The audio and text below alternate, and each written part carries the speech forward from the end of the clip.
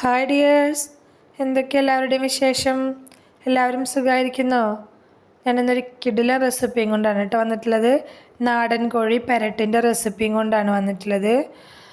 അടിപൊളി റെസിപ്പിയാണ് കേട്ടോ. അപ്പം നമുക്കത് എങ്ങനെ ഉണ്ടാക്കുന്നത് നോക്കിയാലോ? അതിനായിട്ട് ഞാനിവിടെ 1 കിലോ നാടൻ കോഴിയാണ് എടുത്തിട്ടുള്ളത്. അതിലേക്ക് ഒരു മാരിനേഷൻ കൊടുക്കാൻ വേണ്ടിയിട്ട് 1/2 ടീസ്പൂൺ മഞ്ഞൾപ്പൊടി, 1/2 ടീസ്പൂൺ കുരുമുളക് പൊടി, 1/2 ടീസ്പൂൺ മുളക് പൊടി, പിന്നെ ആവശ്യത്തിന് ഉപ്പ്, പിന്നെ കുറച്ച് ചെറുനാരങ്ങ നീര്, ഇത്രയും ചേർത്ത് കൊടുത്ത ശേഷം ഇത് നമുക്ക് നന്നായിട്ട് മിക്സ് ചെയ്ത് യോജിപ്പിച്ചെടുക്കണം. ശേഷം നമുക്കിത് കുറച്ച് സമയം റെസ്റ്റ് ചെയ്യാൻ വെക്കണം. ഞാനിപ്പോൾ ഒരു 3-4 മണിക്കൂർ ഫ്രിഡ്ജിൽ റെസ്റ്റ് ചെയ്യാൻ വെച്ചിട്ടുണ്ടായിരുന്നു കേട്ടോ. ഇനി നമുക്കിത് എങ്ങനെ ഉണ്ടാക്കുന്നത് നോക്കാം.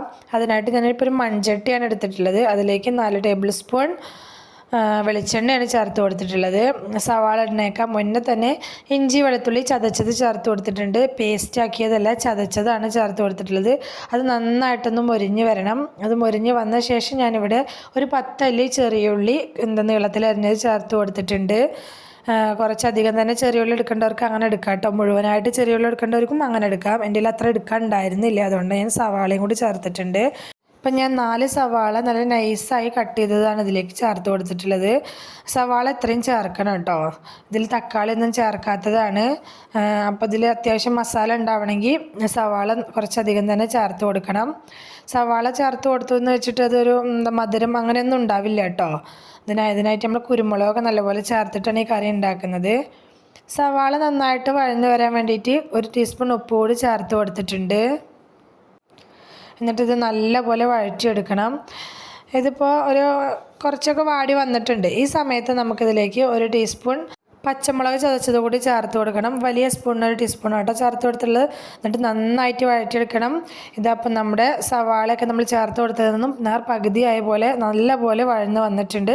ഈ സമയത്ത് ഇതിലേക്ക് 1/2 ടീസ്പൂൺ മഞ്ഞൾപ്പൊടി, 1 ടീസ്പൂൺ കാശ്മീരി മുളക് പൊടി, 1/2 ടീസ്പൂൺ മല്ലിപ്പൊടി, 1/4 ടീസ്പൂൺ പെരിഞ്ജീരകപ്പൊടി, 1/2 ടീസ്പൂൺ കുരുമുളക് പൊടി, ഇത്രയും ചേർത്ത് കൊടുത്തിട്ട് നല്ലപോലെ ഇതൊന്ന് വഴറ്റിയെടുക്കണം. ഈ പൊടികളെല്ലാം എണ്ണയിൽ കിടന്നിട്ട് നന്നായിട്ടൊന്ന് മൊരിഞ്ഞ് വരണം കേട്ടോ.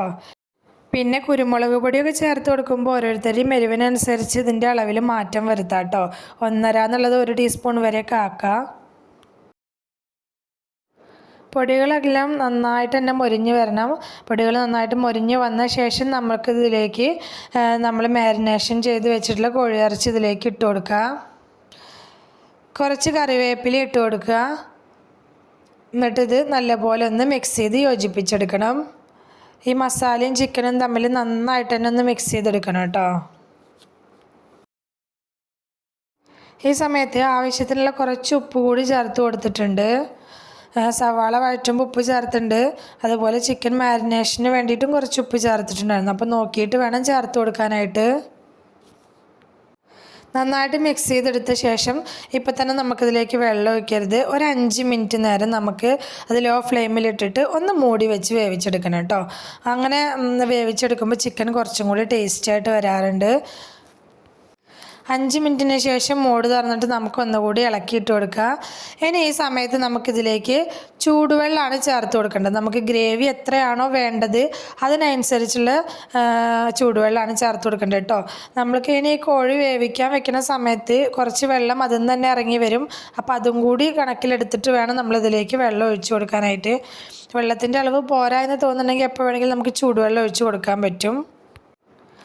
പിന്നെ ഈ ചിക്കൻ നമ്മുടെ നാടൻ കോഴിയാണല്ലോ, ബ്രോയിലർ ചിക്കൻ അല്ലല്ലോ. അപ്പോൾ അത്യാവശ്യം സമയമെടുക്കും ഇത് വെന്ത് വരാനായിട്ട്. ലോ ഫ്ലെയിമിൽ മൂടി വെച്ചിട്ട് വേണം ഇത് കുക്ക് ചെയ്തെടുക്കാനായിട്ട്. ഇടയിൽ ഇതുപോലെ മൂടി തുറന്നൊന്ന് ഇളക്കി കൊടുക്കണം.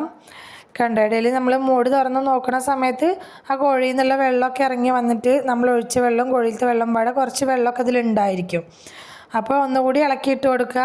എന്നിട്ട് വീണ്ടും മൂടി വെച്ചിട്ട് ഒന്നുകൂടി വേവിച്ചെടുക്കണം കേട്ടോ.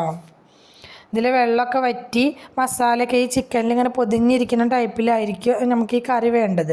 അങ്ങനെയാണ് നമുക്ക് ഈ കറി കിട്ടേണ്ടത്. പെരട്ട് എന്ന് പറയുമ്പോൾ അതിങ്ങനെ അത്രയും വറ്റി വരണം. വെള്ളമൊക്കെ വറ്റി നല്ല മസാല ചിക്കനിൽ പൊതിഞ്ഞിരിക്കുന്ന രീതിയിൽ വേണം നമുക്ക് ഈ കറി എടുക്കാനായിട്ട്. അപ്പം നമ്മുടെ കോഴിയിറച്ചി ഏകദേശം വെന്ത് വന്നിട്ടുണ്ട്. ഇനി ബാക്കി ഇതിൽ കുറച്ച് വെള്ളത്തിൻ്റെ അംശം എന്തെങ്കിലും ഉണ്ടെങ്കിൽ അത് മൂടി തുറന്ന് വെച്ചിട്ട് നമുക്ക് ഒന്ന് വെള്ളം വറ്റിച്ചെടുക്കാം കേട്ടോ. ഇതപ്പോൾ നമ്മുടെ ചിക്കൻ പുരട്ട് ഏകദേശം റെഡി ആയിട്ടുണ്ട്. അടിപൊളി ടേസ്റ്റിലുള്ളൊരു ചിക്കൻ പുരട്ടിൻ്റെ റെസിപ്പിയാണ് കേട്ടോ. ഇതിപ്പോൾ മറ്റേ ചിക്കനിൽ വേണമെങ്കിലും നമുക്ക് ചെയ്യാം. ലാസ്റ്റ് ഇതിലേക്ക് കുറച്ച് ഗരം മസാലപ്പൊടിയും കുറച്ച് കറിവേപ്പിലയും പിന്നെ കട്ട് ചെയ്ത് വെച്ചിട്ടുള്ള പച്ചമുളക്, മല്ലിയില, ഇത്രയും സാധനങ്ങളും കൂടി ഇട്ട് കൊടുത്ത ശേഷം ഒന്നുകൂടി നമുക്ക് ഇളക്കിയെടുക്കുക. ഈ സമയത്ത് പച്ചമുളക് ചേർത്ത് കൊടുക്കുമ്പോൾ പച്ചമുളകിൻ്റെ ആ ഒരു ഫ്ലേവർ നല്ല രസമായിട്ടുണ്ടാവും കേട്ടോ ഈ കറിയിൽ. പിന്നെ സബ്സ്ക്രൈബ് ചെയ്യാതെ കാണുന്ന നമ്മുടെ കൂട്ടുകാർ ആരെങ്കിലും ഉണ്ടെങ്കിൽ പ്ലീസ് ഒന്ന് സബ്സ്ക്രൈബ് ചെയ്യണം കേട്ടോ. അതുപോലെ തന്നെ മറക്കാതെ എല്ലാവരും ലൈക്ക് ചെയ്യും കൂടി വേണേ. ഇതപ്പോൾ നമ്മുടെ അടിപൊളി കിഡിലൻ ടേസ്റ്റിലുള്ള നമ്മുടെ നാടൻ കോഴി പെരട്ട് ഇവിടെ റെഡി ആയിട്ടുണ്ട്. ഇതുപോലെ ട്രൈ ചെയ്ത് നോക്കിയിട്ടില്ലാത്തവരുണ്ടെങ്കിൽ ഒന്ന് ട്രൈ ചെയ്ത് നോക്കണം കേട്ടോ. ഇതുവരെ കൂടെ നിന്ന് സപ്പോർട്ട് ചെയ്തിട്ടുള്ള എൻ്റെ എല്ലാ കൂട്ടുകാർക്കും ഒരുപാട് നന്ദി. എന്നാൽ ശരി, സിമ്പിൾ ആൻഡ് ടേസ്റ്റി റെസിപ്പിയുമായി ഞാൻ വീണ്ടും വരാം. ബൈ.